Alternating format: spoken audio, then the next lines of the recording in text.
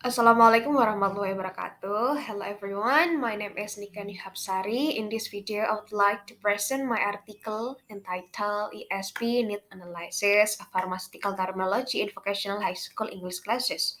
This article is submitted for the Konferensi Ilmiah Pendidikan 2025 and yep, next slide.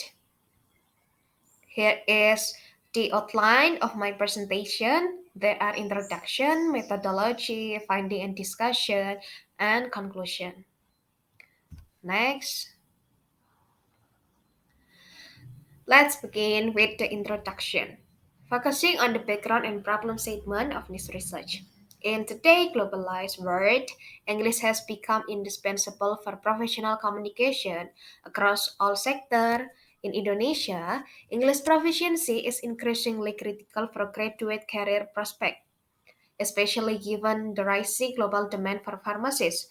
As pharmacy is a highly specialized vocational field, mastery of pharmaceutical terminology in English is absolutely crucial for students to perform their future professional tasks effectively. However, a significant problem persists. Vocational high school graduates in Indonesia often struggle with the English proficiency. This is largely due to a mismatch between what is taught in school and what the industry truly needs.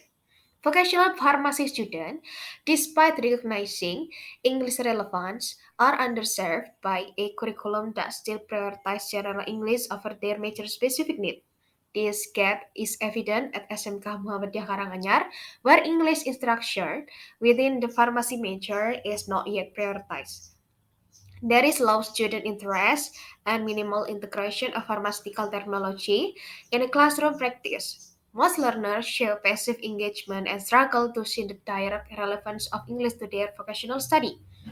This situation highlights the gap between current language teaching and the practical demands of the pharmaceutical industry. Next, based on the identified problem and research gap, this study aims to achieve three main objectives. First, to identify the challenges faced by 10th grade pharmacy students learning English vocabulary, particularly pharmaceutical terminology. Second, to analyze the strategies used by teachers to improve student mastery of pharmaceutical terminology. And third, to find out the extent to which the current English instruction meet the specific needs of pharmacy student in understanding pharmaceutical terminology at SMK Muhammadiyah Karanganyar, Pekalongan Regency. Next, in this study, I applied the English for Specific Purposes or ESP framework. According to Hutchinson and Waters, 1987, ESP should be learner-centered, focusing on the specific language need of students based on their field. Dudley Evans and St. John, 1998, also emphasized that ESP teacher must have flexibility and be willing to adapt based on learning goals and backgrounds. Meanwhile, Richard, 2001, reminded us that the success of curriculum relies heavily on teacher support and institutional readiness.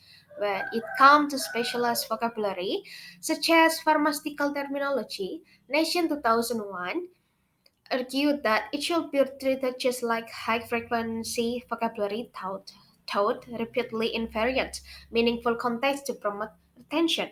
And there are several previous study on pharmacy ESP from Srinawati, Syakur et al., Solihatir and Rahayu and Cahyo and Abbas. Next. Now let me briefly discuss the methodology for this study. This study employed a descriptive qualitative research design as highlighted by Aiton 2023. Essentially, the focus was on understanding the who, what, where, and how in the situation. The participants in the study included three English teachers and 32 10th grade pharmacy students from SMK Muhammadiyah Karanganyar. To gather the data, I utilized three main instruments. a close-ended questionnaire distributed via Google Form of the student, semi-structured interview conducted with the English teacher, and a document analysis of the English teaching module with a particular focus on lesson related to procedure text. For data analysis, I use Miles and Habermas interactive model as cited in Sugiyano 2013. This involved a systematic process of data reduction followed by data display and conclusion drawing and verification. To ensure the trustworthiness of the findings, both data triangulation and methodological triangulation were applied, referencing Tenzin 1978 and Payton 2002. It's important to note that while the questionnaire included quantitative indicators, these were used primarily as descriptive support to enrich the qualitative interpretation rather than for statistical generalization. Okay, so finding and discussion. Based on the questionnaire result, the main challenges reported by students was pronunciation, with 53.1% struggle with pronunciation, 21.9% struggle to apply vocabulary in sentences, while memorizing and spelling were less problematic. And 50% never learned pharmaceutical term in class, and 84.4% never received assignment related to pharmaceutical terms. 62.5% said English class was not linked to the pharmacy field. 87.6% said that English matter were not relevant to their majors. 65.6% want to learn pharmacy related terms. 50% rely on Google to understand unfamiliar words. 43.8% encounter terminology from outside sources like social media, books, and packaging. Next. So, for the teacher strategies, currently the focus of instruction is primarily on general English rather than specialized pharmaceutical terminology. This approach is largely due to several reasons. First, the students are in their first year and there is an emphasis on building general confidence in the language. Additionally, there are limited time constraints, lack of specific material, and the heavy workload that teachers face. To address these challenges, teachers have implemented various strategies, including the use of multimedia tools such as quizzes, videos, project-based learning or PBL, vocabulary card, and interactive games.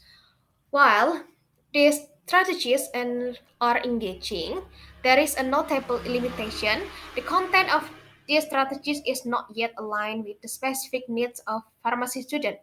This misalignment can hinder the effectiveness of the instruction.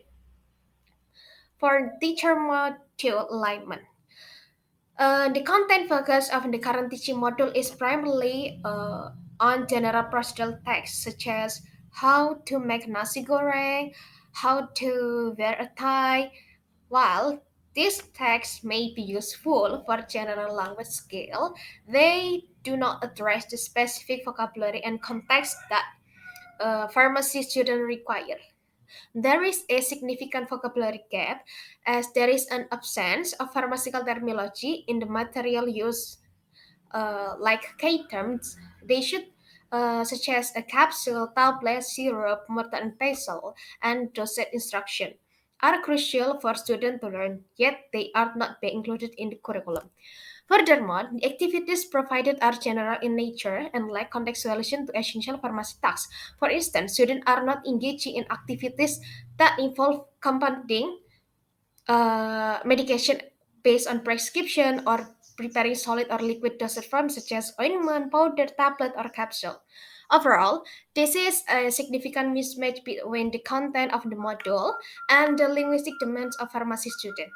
The disconnect can lead to gaps in their learning and preparedness for their future roles in the pharmaceutical field.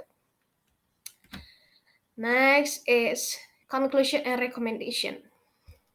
So, the findings of this study indicate that English instruction in the vocational high school pharmacy major does not adequately address student specific needs for pharmaceutical terminology. This shortcoming is attributed to the absence of relevant material, limited teacher support, and minimal integration with vocational content. As a result, students' specialized vocabulary development is hindered, impacting their professional readiness. To address these issues, it is recommended to develop and implement English for Specific Purposes or ESP module tailored specifically to the pharmaceutical field, as well as to provide teacher training to support effective and relevant English learning for vocational pharmacy students. Future research should also focus on designing and evaluating this ESP module. So, thank you very much, and ya, wassalamualaikum warahmatullahi wabarakatuh.